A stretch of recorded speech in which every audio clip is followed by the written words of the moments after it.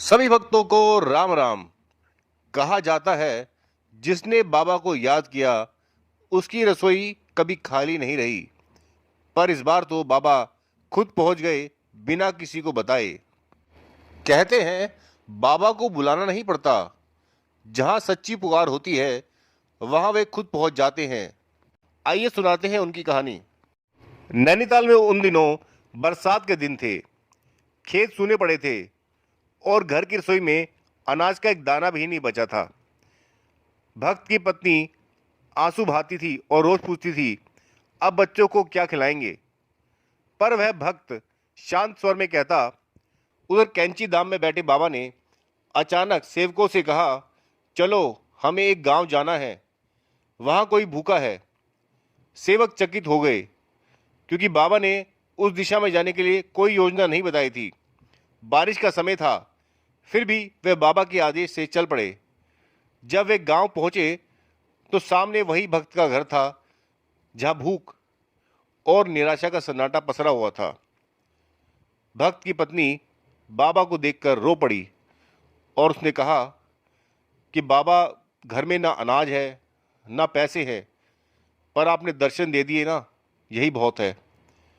बाबा मुस्कुराए, फिर बोले, क्यों नहीं है घर में सब कुछ, गोदाम खोलो। महिला बोली, बाबा वहां तो कुछ नहीं है। लेकिन बाबा ने खुद आगे बढ़कर दरवाजे पर धक्का दिया और बोले, अब देखो। जैसे ही दरवाजा खोला गया, अंदर अनाज के बोरे भरे पड़े थे। गेहूं, चावल, दाल, सब कुछ जैसे अचानक कहीं से आ गया हो। सुगंध पूरे घर में फैल गई।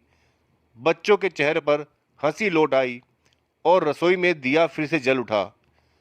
बाबा ने बस इतना कहा, भक्ति भूख में नहीं टिकती बेटा, अब कभी चूल्हा ठंडा मत पड़ने देना। और इतना कहकर वे मुस्कुराते हुए लौट गए। जब भक्त घर लौटा तो उसने यह दृश्य देखा तो उसकी आंखों से आंसू रुक नहीं पाए। वह बार बार बाबा की तस्वीर के आगे झुककर कहता रहा, आप तो अंतर्यामी है बाबा, आप बिना बुलाए आ गए। नीम करोली बाबा केवल शरीर नहीं बल्कि चेतना के रूप में हर जगह विद्यमान है। कहा जाता है कि उनका आशीर्वाद वहां भी पहुंच जाता है जहां कोई शब्दों में प्रार्थना नहीं करता। यह कथा सिर्फ चमत्कार की नहीं बल्कि भक्ति और भरोसे की शक्ति की भी याद दिलाती। आपको यह संस्करण कैसा लगा, आप हमें जरूर कमेंट करके बताएं। अगर चैनल पे नए हैं तो चैनल को सब्सक्राइब कीजिए, लाइक कीजिए, शेयर कीजिए और कमेंट करना बिल्कुल भी ना भूलें। राम राम, सीताराम।